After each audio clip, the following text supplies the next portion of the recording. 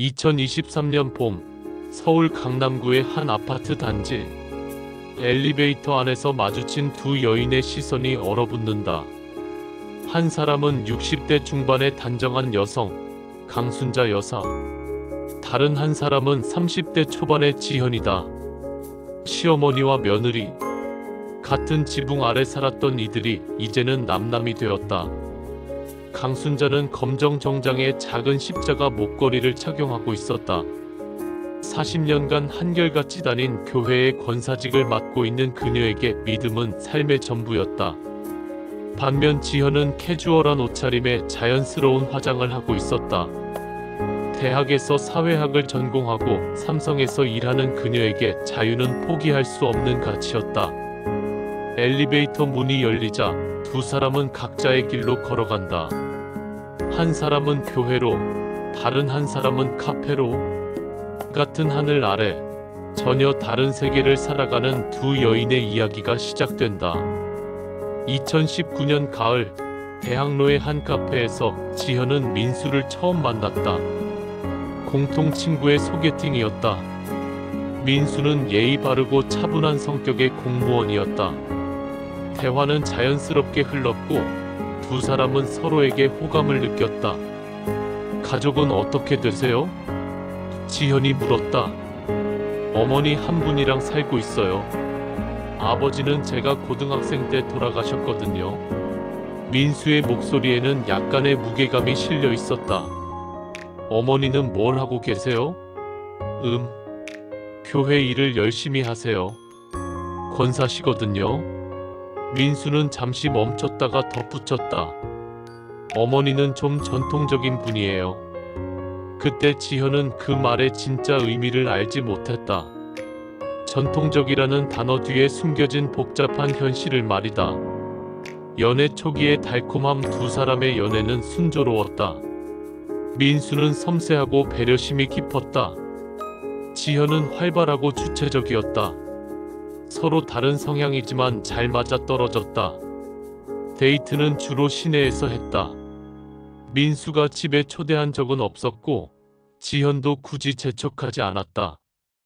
다만 가끔 민수가 어머니가 궁금해하신다고 할 때면 지현은 묘한 부담감을 느꼈다.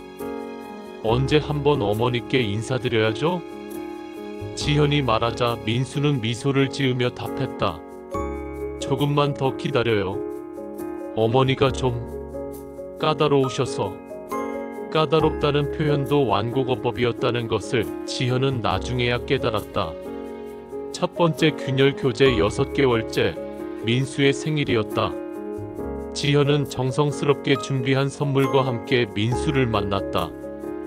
고마워, 지현아. 그런데 민수가 말을 망설였다. 왜? 어머니가 오늘 저녁에 같이 식사하자고 하시는데 괜찮을까? 지현의 심장이 두근거렸다. 드디어 시어머니가 될 분을 만나는 순간이었다. 강남구 한 한식당에서 세 사람은 마주 앉았다. 강순자 여사는 생각보다 젊어 보였고 단정했다. 하지만 그녀의 첫마디는 지현을 당황시켰다. 교회는 어디 다녀요? 저는 교회를 다니지 않아요. 순간 테이블 위로 침묵이 흘렀다. 강순자의 표정이 미묘하게 변했다. 그러면 종교가 없나요? 네, 특별한 종교는 없어요. 부모님도 자유롭게 키워주셨거든요. 강순자는 고개를 끄덕였지만 그 미소는 어색했다. 민수는 화제를 돌리려 애썼지만 첫 만남의 어색함은 쉽게 가시지 않았다. 식사 후 헤어질 때 강순자는 지현의 손을 잡고 말했다. 좋은 인연이 되길 기도할게요. 그 말에는 조건이 숨어 있었다. 좋은 인연이 되려면 지현이 변해야 한다는. 프로포즈 후 결혼 준비가 시작되자 본격적인 의견 충돌이 시작됐다. 첫 번째 갈등은 청첩장 문구였다.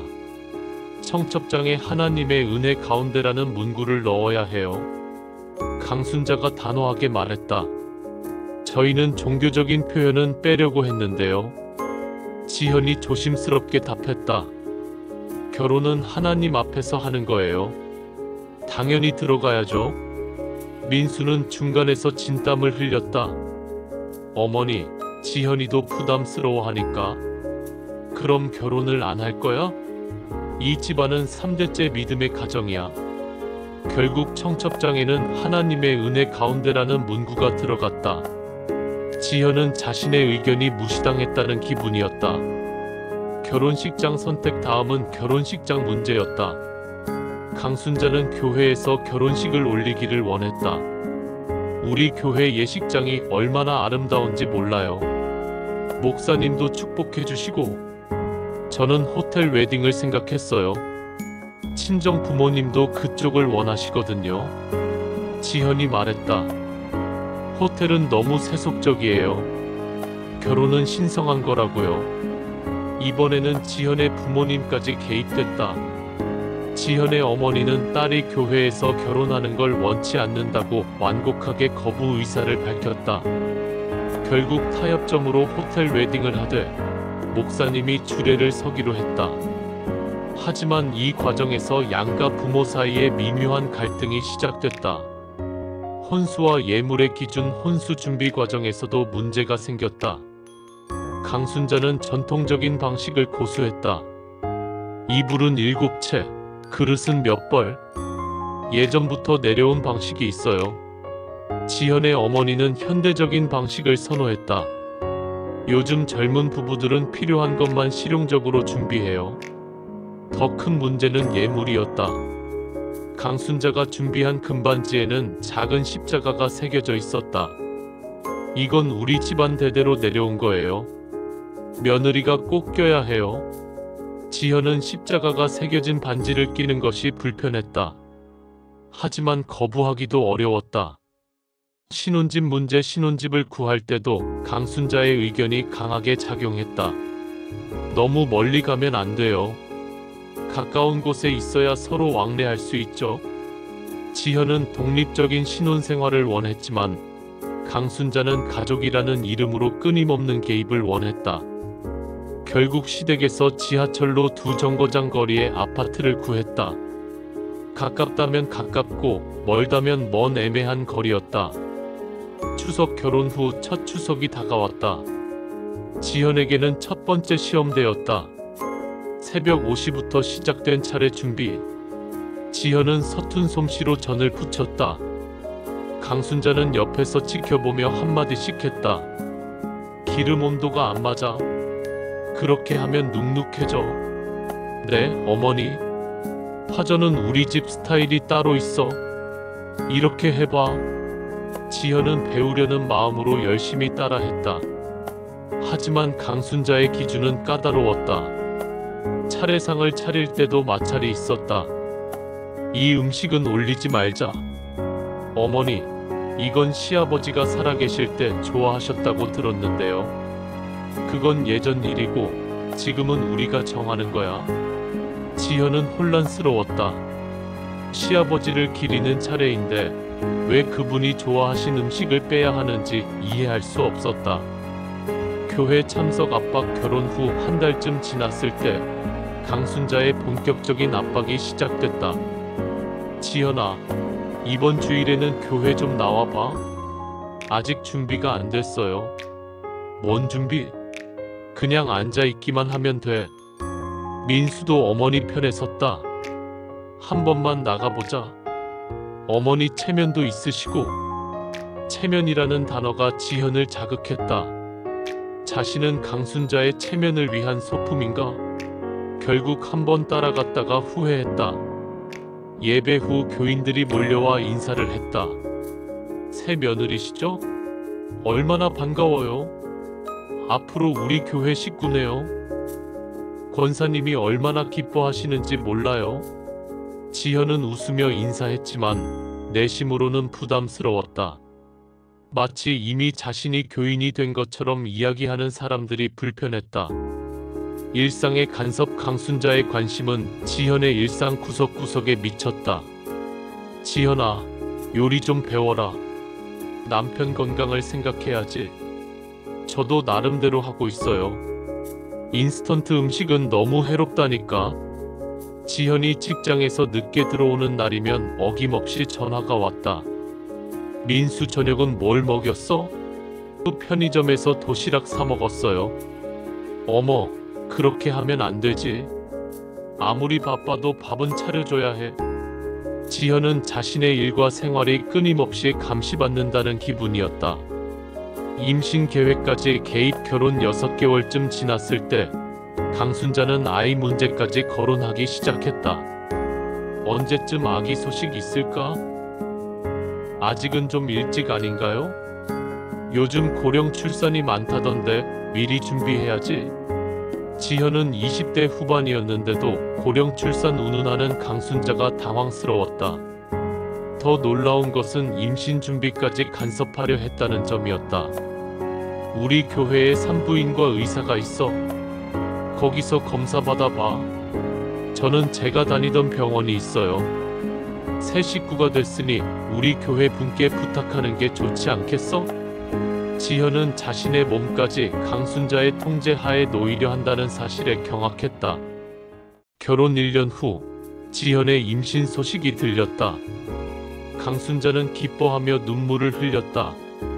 하나님의 축복이야. 우리 가문의 대가 이어지는구나. 하지만 기쁨과 함께 새로운 요구사항들이 쏟아졌다. 태교가 중요해. 매일 성경 읽기를 해야 해. 저는 태교 음악이나 책 읽기를 하려고요. 성경만한 태교가 어디 있어? 뱃속 아기의 영혼을 생각해야지.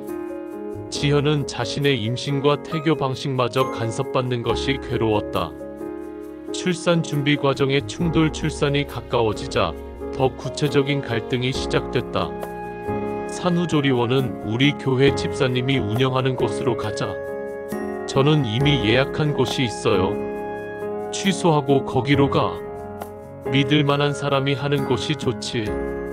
강순자에게 믿을 만한 사람은 곧 교인을 의미했다. 지현은 자신의 삶이 점점 교회 중심으로 재편되는 것 같아 불안했다.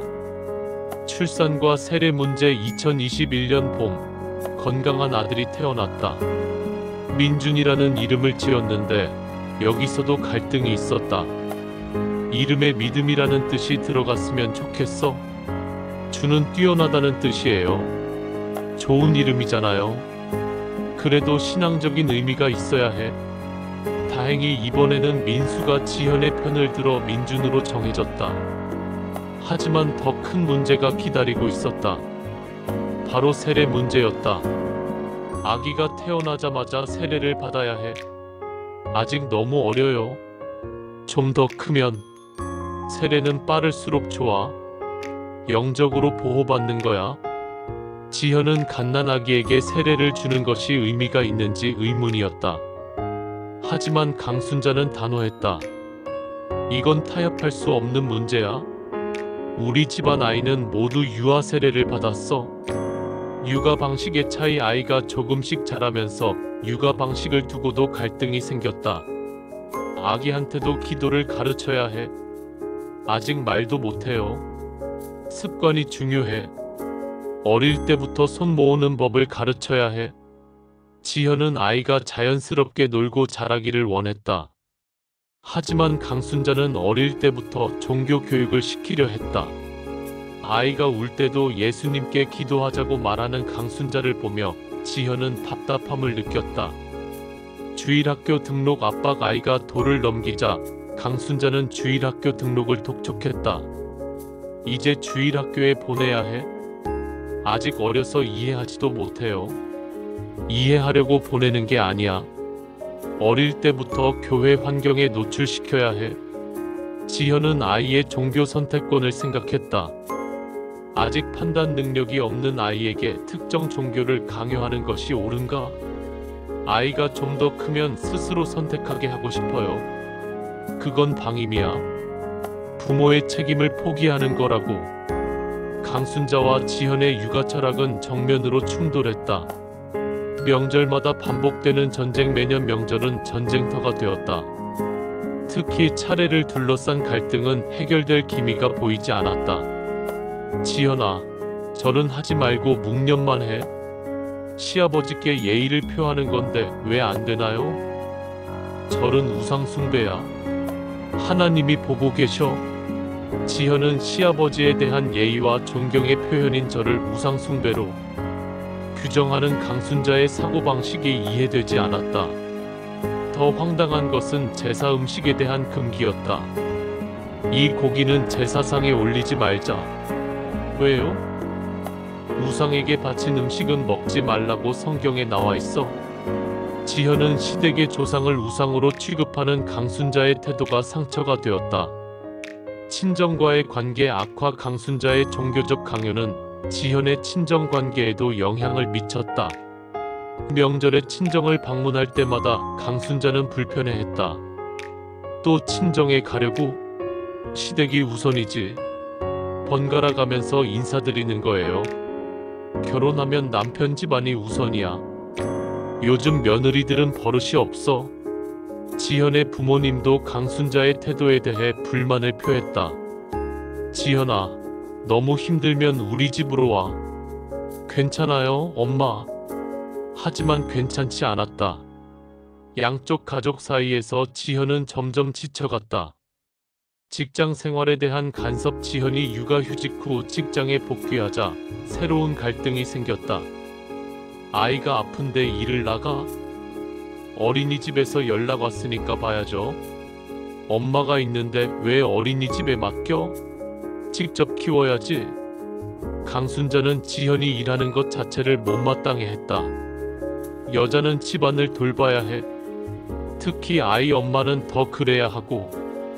요즘 시대에 그런 식으로 생각하시면 시대가 변해도 원칙은 변하지 않아. 지현의 경력과 사회적 활동을 이해하지 못하는 강순자와의 갈등은 깊어만 갔다. 아이 교육관의 충돌. 민준이가 3살이 되자 교육 문제로 갈등이 심화됐다. 아이 영어 교육 좀 시키자.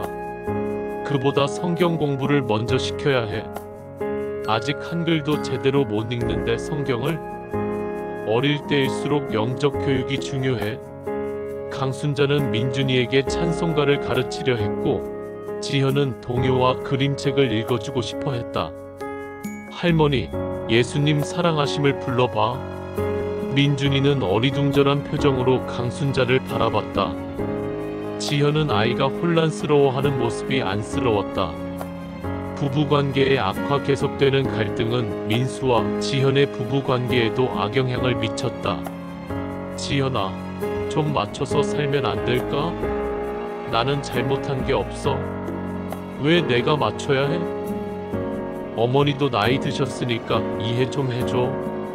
그럼 나는? 내 감정은 상관없어? 민수는 어머니와 아내 사이에서 아무것도 결정하지 못했다. 그는 갈등을 피하려 했지만 그것이 오히려 문제를 키웠다. 당신은 내 편이 아니야. 그런 말 하지 마. 우리 가족 모두 소중해. 가족이라면서 왜 나만 희생하라고 해? 부부의 대화는 점점 날카로워졌고 집안의 분위기는 차갑게 식어갔다.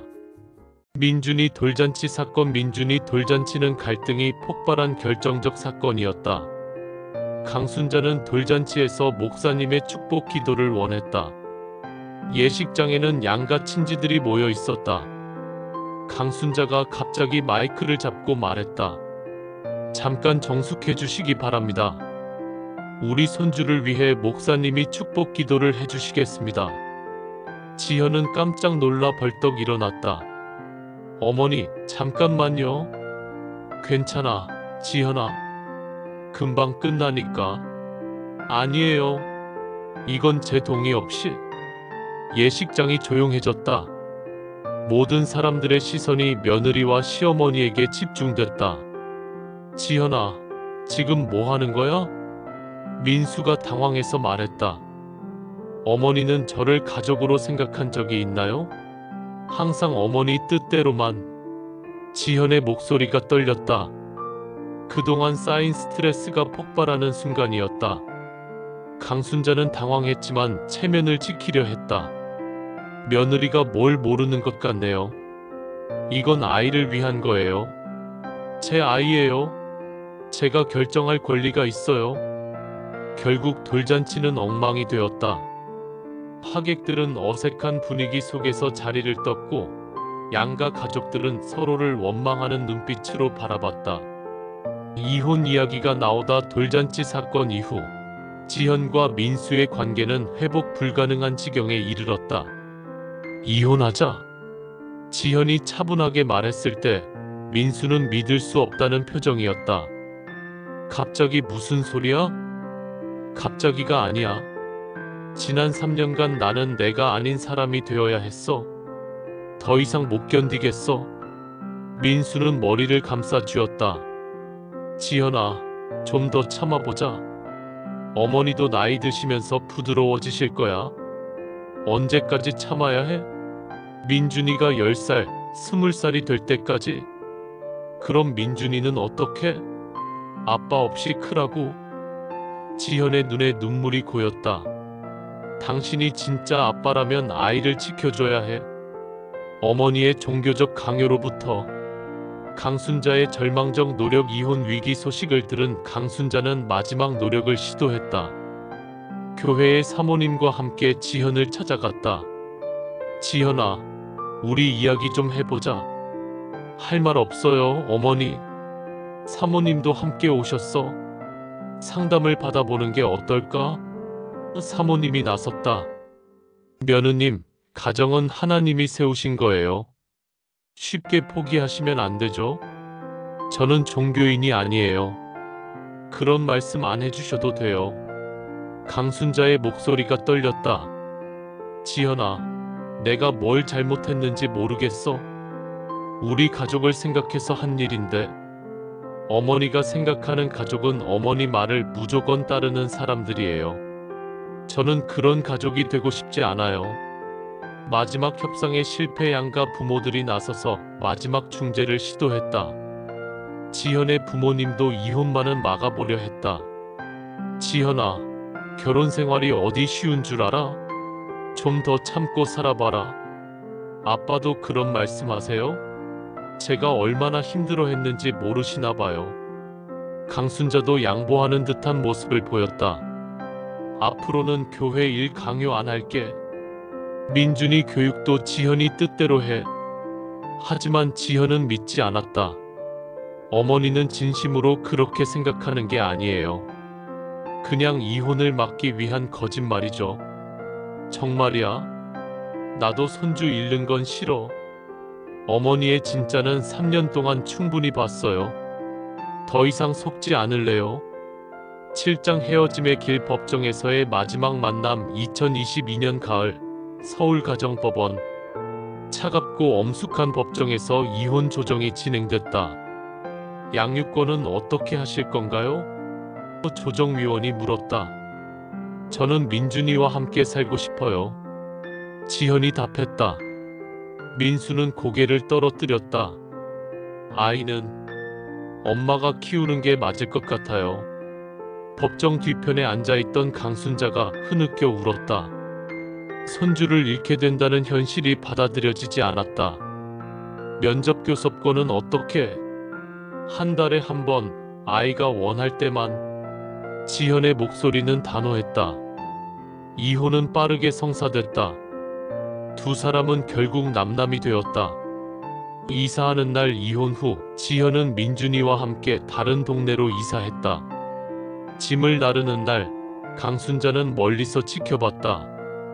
민준아, 할머니한테 와봐. 강순자가 손주를 불렀다. 민준이는 어리둥절한 표정으로 할머니를 바라봤다. 이제 4살이 된 아이는 상황을 완전히 이해하지 못했다. 할머니, 우리 어디 가요? 너는 엄마랑 새집에 가는 거야? 할머니도 같이 가요? 강순자는 대답할 수 없었다. 눈물만 흘렀다. 지현이 다가와서 민준이의 손을 잡았다. 민준아, 인사하고 가자. 안녕히 계세요, 할머니. 아이의 순수한 인사말이 강순자의 가슴을 찔렀다. 자신이 무엇을 잃었는지 그제서야 깨달았다. 민수의 몰락 이혼 후 민수는 급속도로 무너져갔다. 회사에서도 집중하지 못했고 술에 의존하기 시작했다. 다 어머니 때문이야. 술에 취한 민수가 강순자에게 소리쳤다. 민수야, 그런 말 하지 마. 제발 좀 그만해요. 지현이도 민준이도 다 잃었잖아요. 민수는 집을 나가서 며칠씩 돌아오지 않았다. 강순자는 혼자 큰 집에서 외로움과 죄책감에 시달렸다. 팔짱각자의 길. 지현의 새로운 시작. 이혼 후 지현은 서서히 자신을 찾아갔다. 민준이와 둘만의 조용한 일상이 시작됐다. 엄마, 아빠는 언제 와요? 아빠는 할머니랑 살고 있어. 가끔 민준이 보러 올 거야. 아빠가 민준이 안 좋아해요? 지현은 아이를 안아주며 말했다. 그런 게 아니야. 어른들 사정이 복잡한 거야. 민준이는 아빠, 엄마 모두 사랑받고 있어. 아이를 키우며 지현은 자신만의 육아 철학을 세워나갔다. 종교적 강요 없이 아이가 자연스럽게 성장할 수 있는 환경을 만들어 주었다. 강순자의 성찰. 혼자 남은 강순자는 깊은 성찰의 시간을 가졌다. 교회에서 만난 다른 권사님과의 대화에서 깨달음을 얻었다. 순자 권사님, 며느리는 어떻게 지내요? 이혼했어요. 어머, 왜요? 강순자는 말문이 막혔다. 자신의 과도한 종교적 강요가 가정을 파괴했다는 사실을 인정하기가 쉽지 않았다. 제가 너무 급했나 봐요. 밤마다 기도하며 강순자는 자신을 돌아봤다. 내가 하나님의 뜻을 제대로 이해했을까? 사랑이 아닌 강요로 사람을 변화시키려 했던 건 아닐까? 민수의 방황. 민수는 회사 동료의 소개로 상담을 받기 시작했다. 어머니와 아내 사이에서 제대로 된 역할을 못했어요. 어떤 역할이라고 생각하세요? 남편으로서 지현이를 지켜줬어야 했는데 어머니 눈치만 봤죠. 상담을 통해 민수는 자신의 우유부단함이 가족 해체의 한 원인이었다는 것을 깨달았다.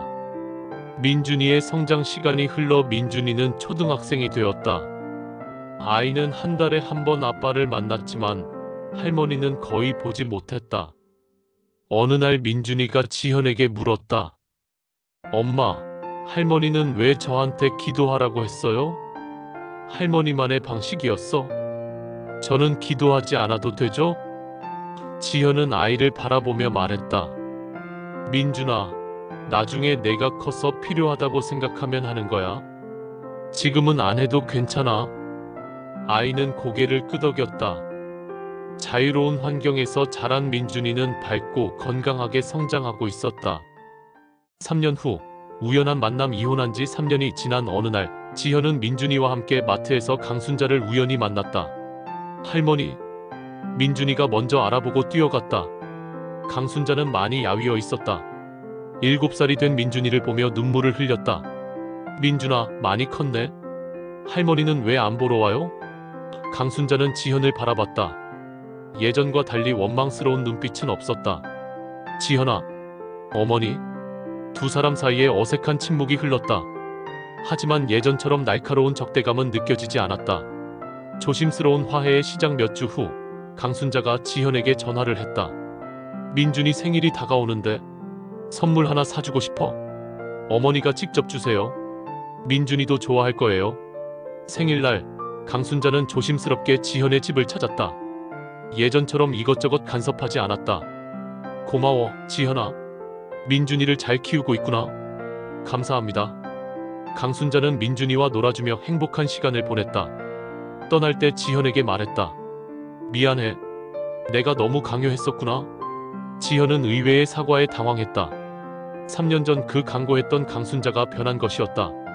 민수의 재건. 민수도 서서히 자신의 삶을 재건해 나가고 있었다. 상담과 자기 성찰을 통해 많이 성숙해졌다. 민준이와 만날 때도 예전처럼 어색하지 않았다. 아빠, 학교에서 친구들이 왜 엄마 아빠가 따로 사냐고 물어봐요. 민준아, 어른들도 때로는 함께 살기 어려울 때가 있어. 하지만 아빠는 항상 민준이를 사랑해. 민수는 아이에게 솔직하게 이야기하는 법을 배웠다. 지현의 성숙. 지현 역시 시간이 지나면서 강순자에 대한 원망이 많이 줄어들었다. 이혼의 고통은 있었지만 자유를 되찾은 기쁨이 더 컸다. 엄마, 할머니랑 화해했어요? 민준이가 물었다. 화해라기보다는 서로 이해하게 된 것 같아. 지현은 강순자의 행동이 나름의 사랑 표현이었다는 것을 이해하게 되었다. 비록 받아들일 수 없는 방식이었지만 할머니의 변화된 역할 강순자는 이제 민준이를 만날 때 종교적인 이야기를 하지 않았다. 대신 일반적인 할머니로서 손주를 사랑하는 법을 배웠다. 할머니, 오늘은 뭐 하고 놀까요? 민준이가 하고 싶은 거 하자. 예전 같으면 기도부터 하자고 했을 강순자는 이제 아이의 의사를 존중했다. 교회에서도 변화가 있었다. 다른 교인들에게 며느리 자랑을 하던 강순자는 이제 가족의 화목이 얼마나 소중한지에 대해 이야기했다. 지현의 새로운 관점. 지현은 민준이가 아빠 쪽 할머니를 그리워하는 모습을 보며 마음이 아팠다. 아이를 위해서라도 관계 개선이 필요하다고 생각했다. 민준아, 할머니 보고 싶으면 언제든 말해. 정말요? 응. 할머니도 민준이 보고 싶어 하실 거야. 지현은 강순자와의 만남을 조금씩 늘려갔다. 완전한 화해는 아니지만 아이를 위한 어른들의 양보였다. 민수의 아버지 역할. 민수는 이제 어머니의 눈치를 보지 않고 민준이와 시간을 보냈다. 아이와 함께 놀이공원에 가고 영화를 보고 자전거도 가르쳤다. 민준아, 아빠랑 재미있지? 네. 아빠, 다음에 또 만날 거죠? 물론이지. 비록 매일 함께 살 수는 없지만 민수는 아빠로서의 역할을 제대로 하려고 노력했다. 이혼한 지 5년이 지났다. 민준이는 이제 9살이 되었고 상황을 어느 정도 이해할 나이가 되었다. 엄마, 우리 가족은 좀 특별하네요. 왜 그렇게 생각해? 친구들은 엄마 아빠가 같이 사는데 우리는 따로 살잖아요. 하지만 모두 저를 사랑해주니까 좋아요. 지현은 아이의 말에 감동받았다. 민준이는 자신만의 방식으로 가족의 의미를 이해하고 있었다. 강순자의 깨달음. 강순자는 교회에서 새로 오는 젊은 며느리들을 보며 예전의 자신을 반성했다. 권사님, 며느리가 교회를 안 다녀서 고민이에요. 강요하지 마세요. 저처럼 가족을 잃을 수도 있어요. 강순자는 이제 다른 교인들에게 관용과 이해의 중요성을 이야기했다. 자신의 실패 경험을 통해 얻은 지혜였다. 지현의 새로운 삶. 지현은 이혼 후 자신의 꿈을 키워나갔다. NGO에서의 경력을 쌓아 더 큰 프로젝트를 맡게 되었다. 민준이도 엄마의 일을 자랑스러워했다. 엄마는 어려운 사람들 도와주는 일 하시죠? 맞아. 민준이도 나중에 그런 일 하고 싶어? 저는 제가 좋아하는 일 할래요. 엄마처럼요? 지현은 아이가 자기 의지를 가지고 성장하는 모습이 뿌듯했다. 10년 후 민준이의 성장. 2032년 민준이는 이제 중학생이 되었다. 키도 훌쩍 자라 어머니 어깨를 넘어섰다. 엄마, 저 종교에 대해 생각해봤어요. 지현은 긴장했다. 혹시 강순자의 영향인가 싶어서였다. 어떤 생각? 저는 특정 종교보다는 사람을 돕는 일이 더 중요한 것 같아요. 엄마처럼요? 그래? 할머니는 뭐라고 하시던? 할머니는 이제 강요 안 해요. 민준이가 좋은 사람이 되면 된다고 하셔요. 지현은 안도의 숨을 쉬었다. 강순자의 변화가 진짜였다는 것을 확인한 순간이었다. 강순자의 마지막 변화. 80세가 된 강순자는 건강이 많이 나빠졌다. 병원에 입원했을 때 지현이 민준이와 함께 문병을 갔다. 지현아, 고마워. 이런 할머니인데도 와줘서. 어머니, 그런 말씀 마세요. 내가 젊을 때 너무 고집이 셌구나. 믿음이 사랑보다 앞섰어. 강순자는 지현의 손을 잡으며 눈물을 흘렸다. 용서해줘. 늦었지만 어머니께서 변하신 모습 보는 것만으로도 충분해요.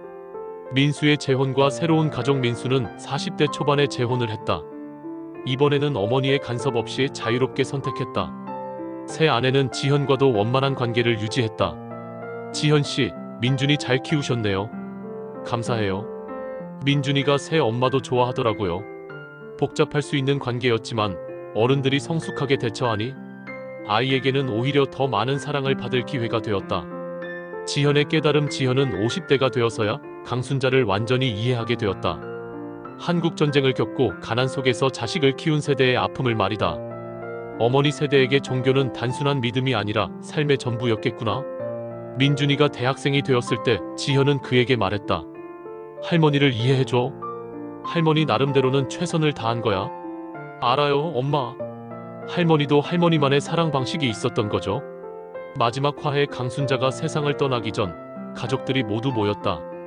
지현도 마지막 인사를 위해 왔다. 할머니, 안녕히 가세요. 지현아, 미안했다. 그리고 고마웠다. 어머니도 수고 많이 하셨어요. 강순자는 평화로운 얼굴로 눈을 감았다. 장례식에서 지현은 진심으로 눈물을 흘렸다. 결론 사랑의 다양한 형태 10년이 지나서 돌아본 교훈 지현은 이제 50대 중반이 되어 자신의 경험을 책으로 쓰고 있었다. 제목은 믿음의 경계선이었다. 사랑에는 여러 형태가 있다. 때로는 자유를 주는 것이 사랑이고 때로는 지키려 하는 것이 사랑이다. 중요한 것은 상대방을 이해하려는 마음이다. 민준이의 관점. 대학생이 된 민준이는 엄마의 원고를 읽어보고 말했다. 엄마, 저는 이혼한 게 잘한 일이라고 생각해요. 왜? 만약 계속 참고 살았다면 엄마는 엄마가 아니었을 거예요. 그리고 저도 지금처럼 자유롭게 자랄 수 없었겠죠. 민준이는 어머니의 선택을 이해하고 지지했다. 현대사회에 주는 메시지. 지현의 이야기는 단순한 개인사가 아니었다. 한국 사회의 많은 가정에서 벌어지고 있는 현실이었다. 세대 간의 가치관 차이, 종교의 자유와 강요 사이의 갈등, 결혼에서의 개인과 가족의 조화, 아이 교육에 대한 관점의 차이, 서로 다른 믿음을 가진 사람들이 한 가족이 될 때 필요한 것은 강요가 아니라 이해와 존중이다. 마지막 메시지. 지현은 책의 마지막 장을 이렇게 마무리했다. 나는 이혼을 후회하지 않는다. 하지만 그 과정에서 상처받은 모든 사람들에게는 미안함을 느낀다. 특히 민준이에게. 하지만 진정한 사랑은 때로 놓아주는 것이라고 믿는다. 강순자 어머니도, 민수도, 그리고 나도 모두 각자의 방식으로 사랑했다. 다만 그 표현 방식이 달랐을 뿐이다. 지금 비슷한 갈등을 겪고 있는 모든 가족들에게 말하고 싶다. 상대방을 바꾸려 하지 말고 먼저 이해하려 노력하라. 그리고 때로는 물러서는 것이 더 큰 용기일 수 있다는 것을 기억하라. 현실에서 벌어지고 있는 수많은 가족의 이야기를 담았다. 종교의 자유, 개인의 존중, 가족의 조화는 여전히 우리 사회가 풀어야 할 숙제다.